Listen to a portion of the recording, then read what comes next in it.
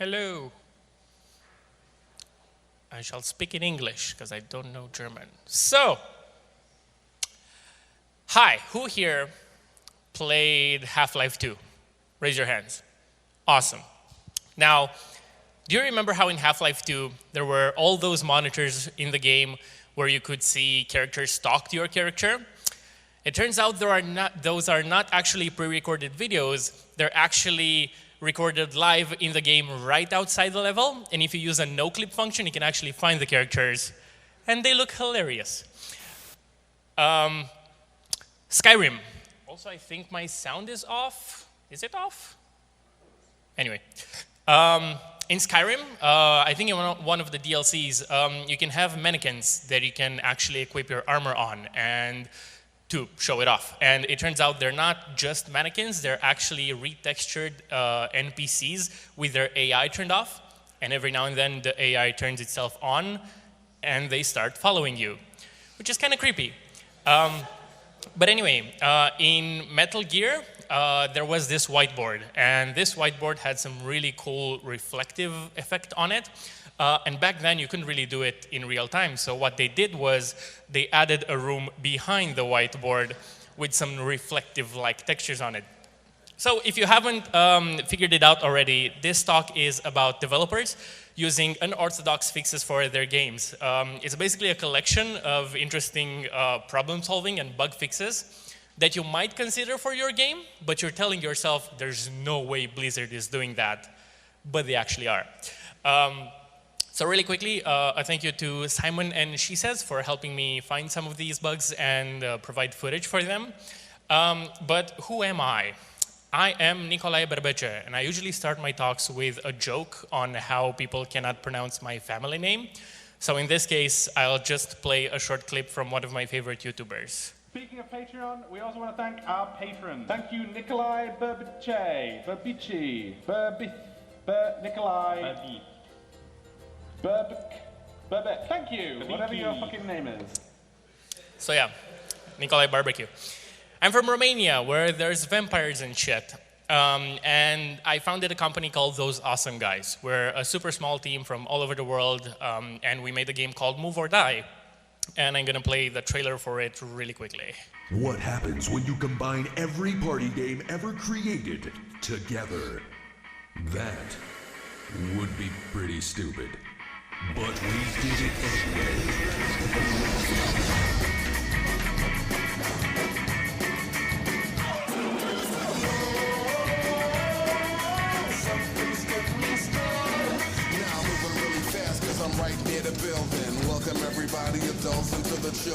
Okay, we don't have time to see the whole trailer, but you get the idea. Anyway, so Those Awesome Guys, we made Move or Die, and I've been a self-proclaimed designer for around 10 years now. And I still have no idea what I'm doing. And that's the point of this talk, that it's perfectly okay to not know what you're doing. And I grew up playing weird games like Warcraft 3 and Heroes 3 and Earthworm Jim and some other weird ones. And I grew up when things like these were on TV.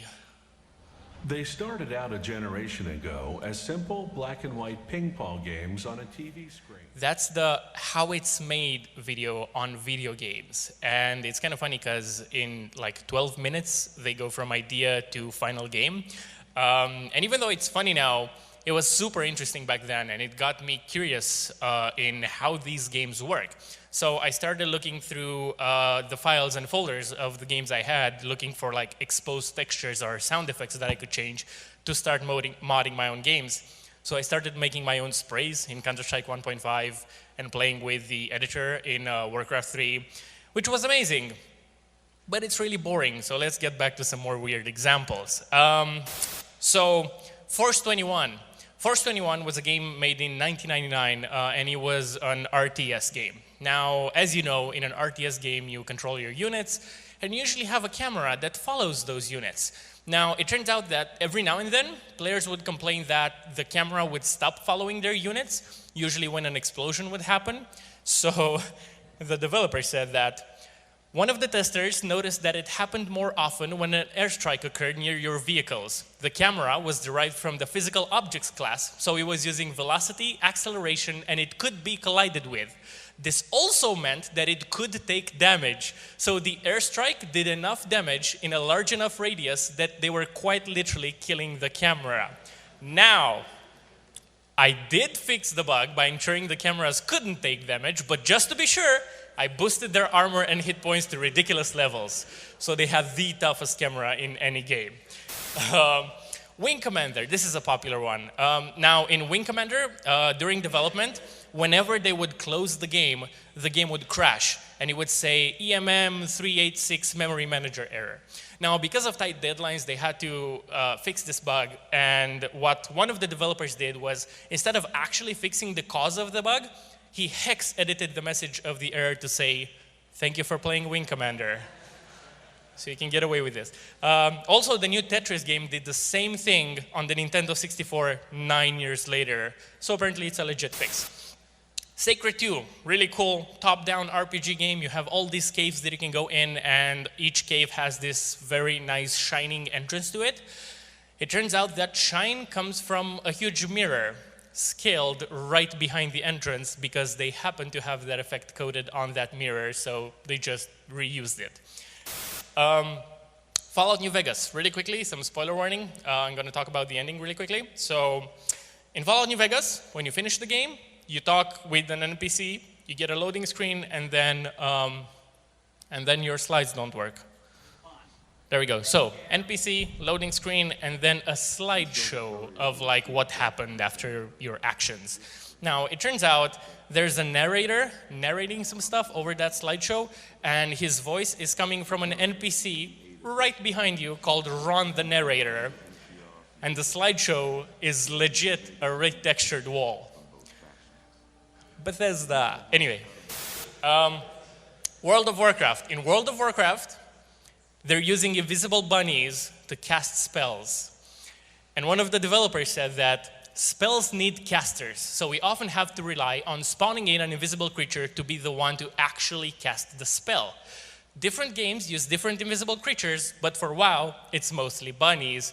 And if you don't believe me, they even reference this in one of their items in the game called Kaja-Cola. And if you drink it, you get +2 intellect, and you start yelling out random ideas in the chat. And one of those ideas is, invisible bunnies, will put them all over the place and they'll control everything. And the developer was right. Other games do very similar things like Anarchy Online and Guild Wars. And my personal favorite, Titan Quest, where we use the length of animations from invisible squirrels placed in the level as timers for scripted events. Sadly, I couldn't find any photos of invisible squirrels, so you'll have to imagine that. Batman, Arkham City. This is, I think, one of my favorite tricks in a game. Now, in Batman, there's this railing in the game, and you can see it throughout the game. And as you notice, it has some depth to it. Any artist in this room knows that if you were to model that shape out in 3 dimensions, it would be a lot of polygons and it wouldn't be a good idea.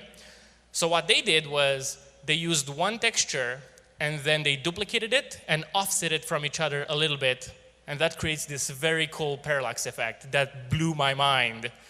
And yes, it does break at extreme angles, but realistically, not a lot of players will notice that. So that's so cool, it's really cool.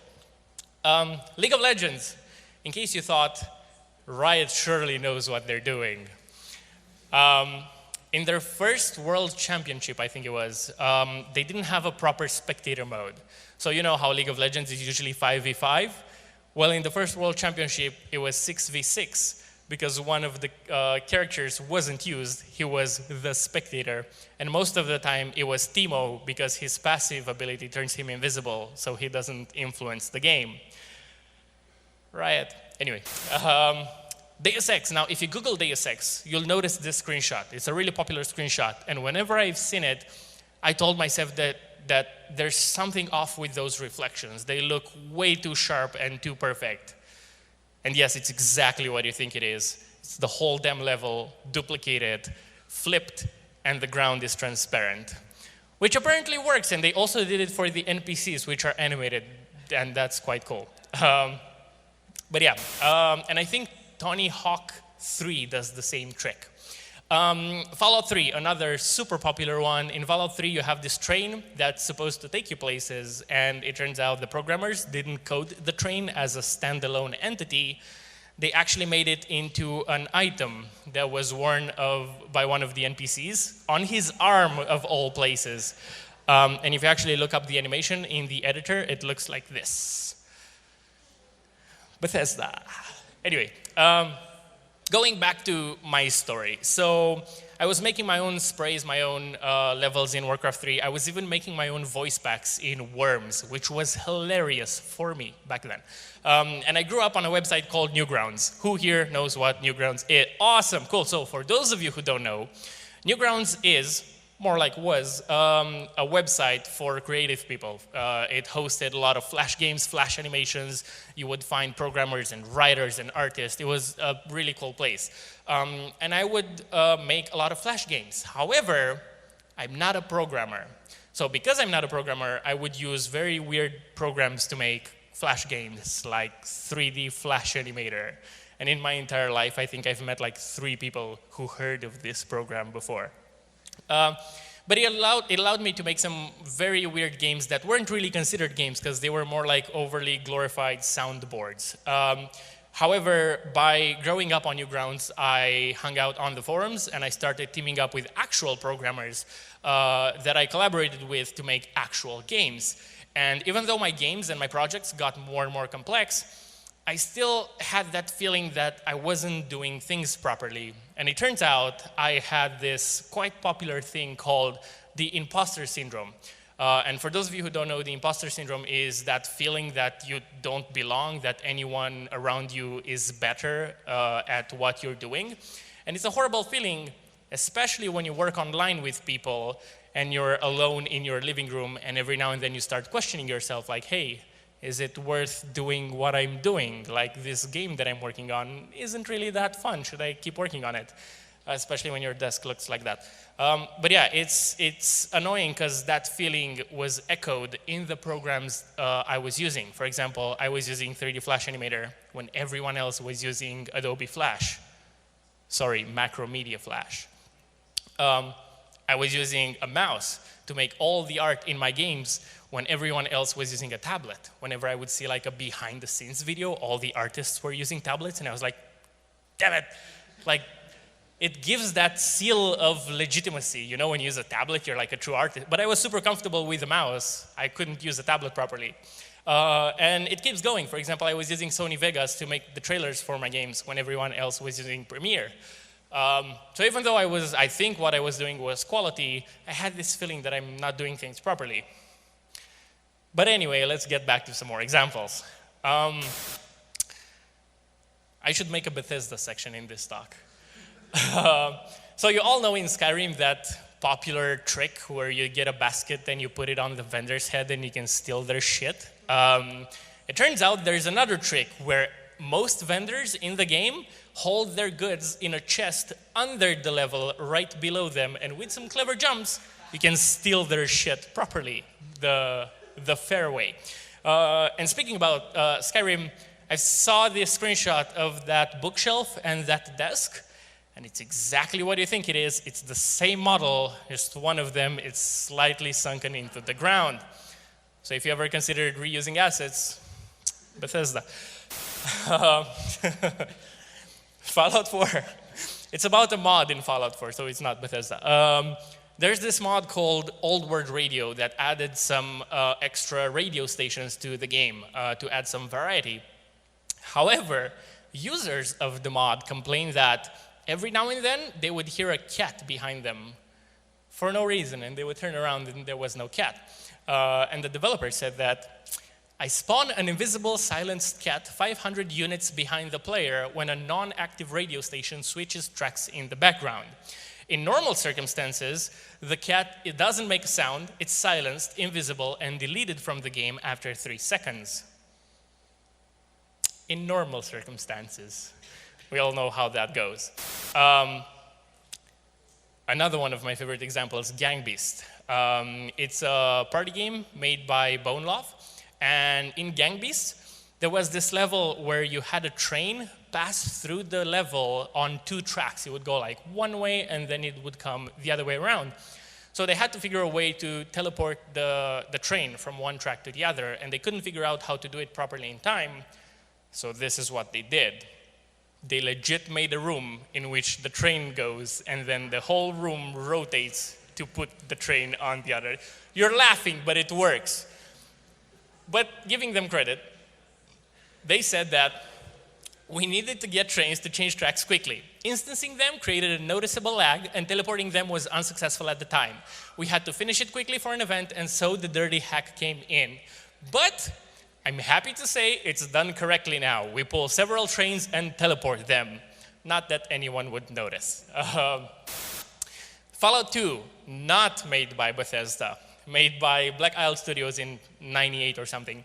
In Fallout 2, you had this car, and you would use this car to navigate the map. But it turns out that every now and then, players complained that their car was split in half. And those halves were in different parts of the map. And it turns out that happens because the trunk is actually a follower NPC programmed to be immobile, while the front part is an exit for the map with a unique driving animation. It gets better. Sometimes the game forgets to spawn them both at the same time and accidentally gives the trunk follower AI, so the trunk tries to follow the player. It's quite literally nightmare fuel. Civilization, super popular one. In Civilization 1, you had all these leaders, and you also had Gandhi, who was programmed to represent his real-life counterpart. Now, in Civilization 1, every leader had an aggressiveness level, and Gandhi was given an aggressiveness level of 1 because he's super peaceful. Now, if you adopted democracy in the game, you lowered the aggressiveness of every leader by 2 points. That puts Gandhi at -1. The programmers didn't see this, and his aggressiveness level looped all the way to 255, and he started dropping way more nukes than all the other leaders. And he also kind of became a meme in the process. Rapid fire round. Back to Bethesda. Fallout 3. Do you remember how when you start in Fallout 3, you're a baby, and you walk around and you get to customize your character? It turns out they didn't have a proper baby model, so they just scaled down the player. Jack and Daxter, open world game. I can't remember if it was on the PS1 or PS2, but the point is it was open world, and back then you needed time to load upcoming areas. So if you played too fast and the game didn't have time to load the next area, your characters would fall, and they would just play a tripping animation, and they would just like slowly get up, and you as the player would go like, well, that was weird.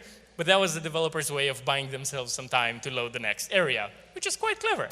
High Octane, racing game, 1995. You have all these awesome vehicles with different stats, acceleration, speed. None of them do shit. The developer said that in High Octane, we simply display different stats for vehicles without ever actually changing them under the hood. So you can get away with this. Paperboy. In Paperboy, if you remember it, you had these checkpoint levels, and it turns out the designer needed to place an object within the level to control the timing of those checkpoints. And that object is a penguin that shows up in every single level of Paperboy, even though it makes no sense for him to be in that area. But yeah, fun fact. Portal 2. Now, if you remember, in Portal 2, there was this part where Wheatley gets scared off by a bird behind some frosted glass. And it turns out that bird is just 2 black polygons because they have frosted glass, which boggles my mind because if you played Portal 2, you know that they have a proper bird model later in the game. Anyway. Lord of the Rings Online. Now, in Lord of the Rings Online, the first mounts they added to the game, you know, like horses and bears and whatnot, the first ones were coded as pairs of pants that you would equip on your character, and they just had a horse model to them. So if you don't believe me, Google that. It's actually true. And the popular one in Donkey Kong 64, they had a bug that they couldn't figure out a game-breaking bug that they couldn't figure out the source of. So it turns out if you play the game with the 8 megabyte expansion pack, the bug doesn't happen anymore. So instead of actually fixing the bug, they just shipped the expansion pack with every single copy of the game. It turns out it was a memory leak, but they still don't know the exact cause of it. So yeah. Solutions. Zelda, Ocarina of Time. You know when you start the game, you see Link sleeping in his room, and then we transition to a scene where the Deku Tree talks with Navi. Turns out Link isn't actually sleeping. He's like right there outside the camera if you move it a little bit, because it turns out back in the day, you tied the rendering and the controller pulling to the character. So you had to have the character right outside every single cutscene. Otherwise, the game would catch on fire. Going back to my story, I mentioned that I used all these programs that reinforce the feeling that I'm not doing things properly. And I mentioned that I made Flash games. Now, for those of you who either made or played Flash games, you know that they don't take a lot of space on your screen. They're like these little windows on your screen, and they don't feel like real games because a real game runs in full screen. That's what my stupid brain told me back then. A real game has a .exe, and it has an icon. And I always wanted to make a real game. So in my efforts of making my Flash games feel more real, I did some really stupid shit. Like I added fake loading screens in my Flash games.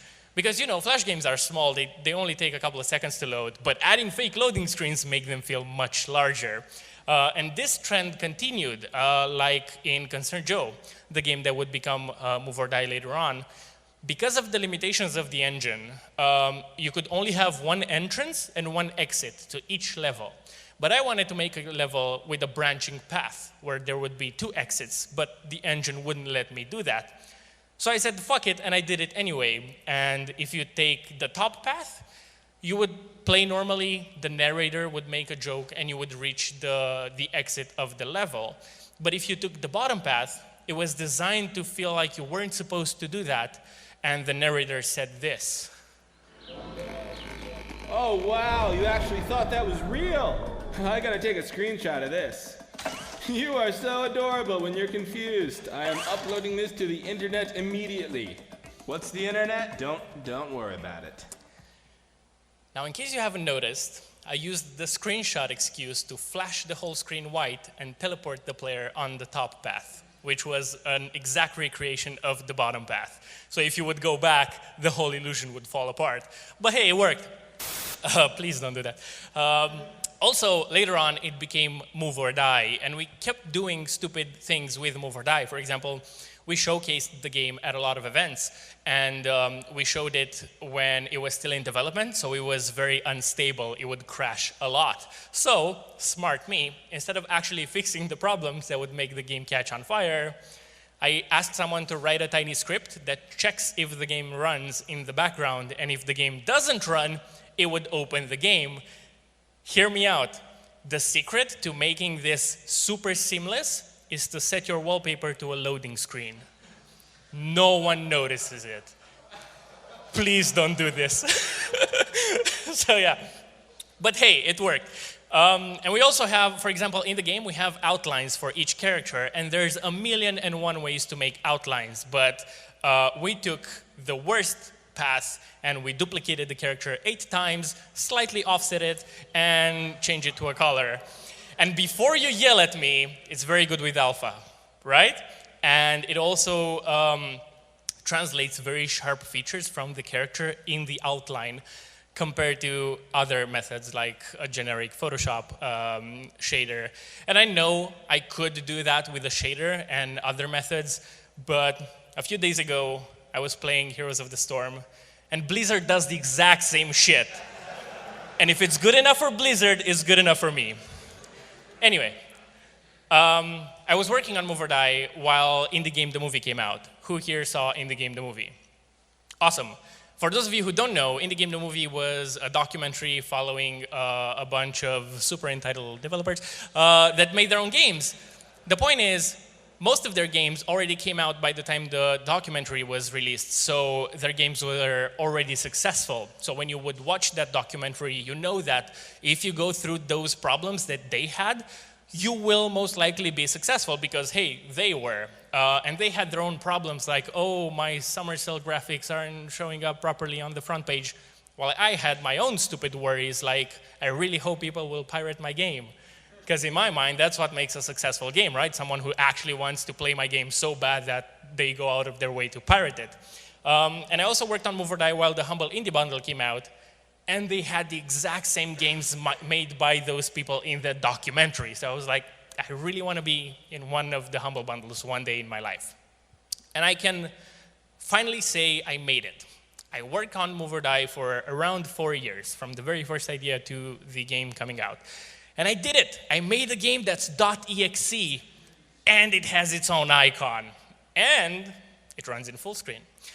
Kind of bad, but it does. A game that was on the front page of Steam, and a game that was played in cinemas around the world without me paying them to do that. It's insane. Also, a game whose avatars were used by Steam users. Again, without me paying them. I still don't understand it. And I managed to make a game that was on the front page of Twitch, above Minecraft, and like Destiny and Call of Duty. It was for a solid 2 minutes, but I got this screenshot.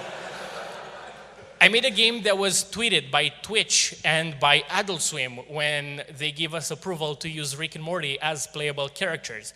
And I made a game that was modded hundreds of times with characters and levels and other stuff. And we were invited in a Humble Bundle designed for party games. And one thing I like to do that I also encourage you doing is Google the name of your game before it comes out and see just random results, and then do it again after the game comes out and get that feeling of changing Google results. It's like super powerful.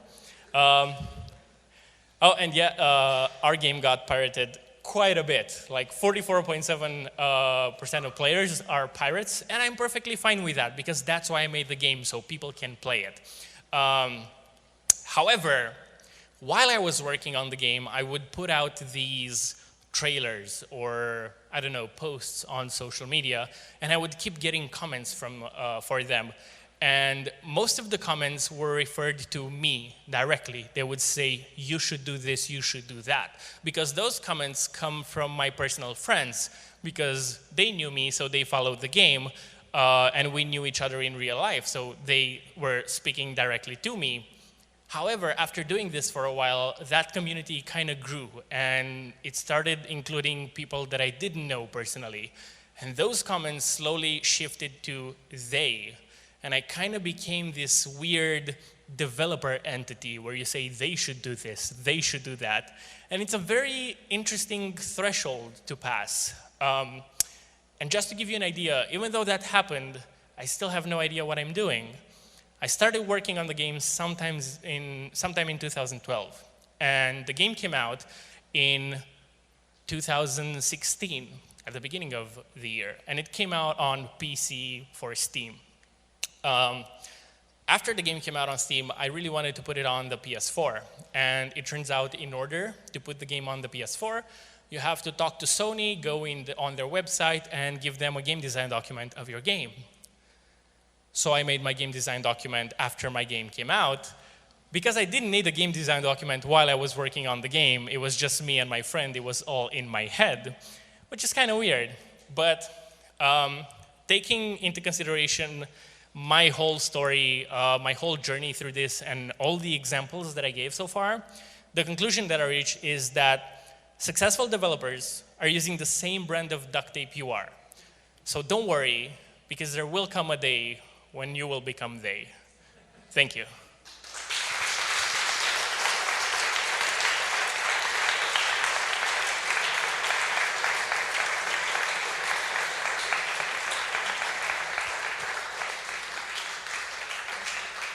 Thank you. Do we have time for questions? Okay. If there are any questions. It's kind of a weird talk to X question. Don't ask me questions about Bethesda, please. There's a question back there. Do we have a mic? Okay, you'll have to wait like 30, 40 minutes. It's coming. There. Run. Thanks, it was a great talk. Thank you. It's actually more of a comment than a question about imposter syndrome. So I work in science, and I have a lot of colleagues who are very clever, who have PhDs. all the people around know what they're doing, but this comes up also. I know people like who are professors who say they felt the same.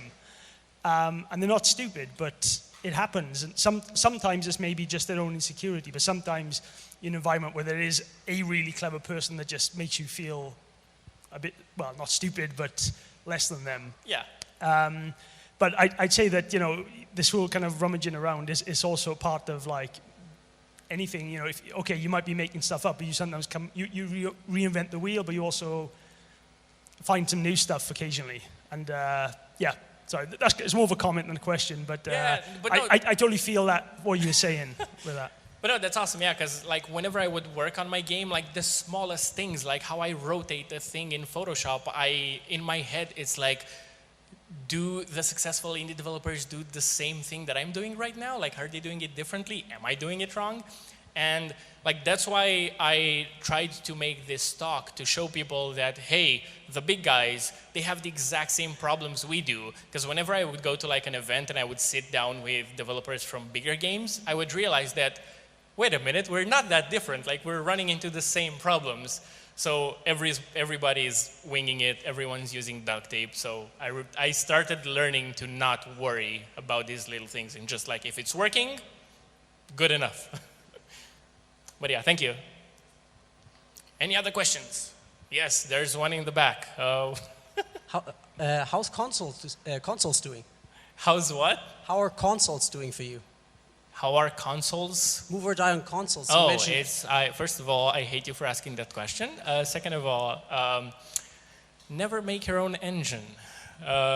We made our own engine for Move or Die, and it's made using Love 2D, and the whole game runs in Lua. And I'm not a programmer, but even I know that's a very stupid idea. So we've been porting the game to the PS4 for about 2 years now. So please don't make your own engine. So yeah, that's how consoles are doing. Yes. Any other questions? Yes. Yeah, just a quick question. I'm just curious. You mentioned that you have like licensed Rick and Morty characters in your game now. Yes. I'm just curious how like a deal like that goes down. Like is money exchanged, or is it just like a mutually beneficial thing? It depends. It depends on them. For example, we got Shovel Knight as a playable character, and they sent us a proper like legal document asking us how much time the character would show in game, do players need to pay anything for it, on what platforms would it be, and we signed that, blah, blah, blah, back and forth. With Rick and Morty, I sent an email, and I was like, yo, can I use Rick and Morty? And they said, okay. And it turns out they made us wait a little bit because they wanted to time it with the release of the 3rd season. And they did this with other games like Rocket League and whatnot. And we didn't pay anything. We didn't sign any contract. So legally, I guess they can go like, oh, never mind. But I have the emails. So I legit sent them an email. I was like, hey, I made this game. I really like Rick and Morty. Can I use your characters? They said, okay. One thing that I did that I would also suggest you guys do, and I think it's very important, is I got the artist to draw how Rick and Morty would look in the game and actually make the final character implemented in the game and send them some footage of how the characters would look like, because I'm no one, I'm nobody, they don't know what Move or Die is, so I have to convince them that they can trust me with their IP. So I put in all the upfront work to convince them, and it worked. Because if I were like them, I would be like, no, who are you, give us money. So I think that was very important in them saying yes. But yeah, that's how it went. More questions?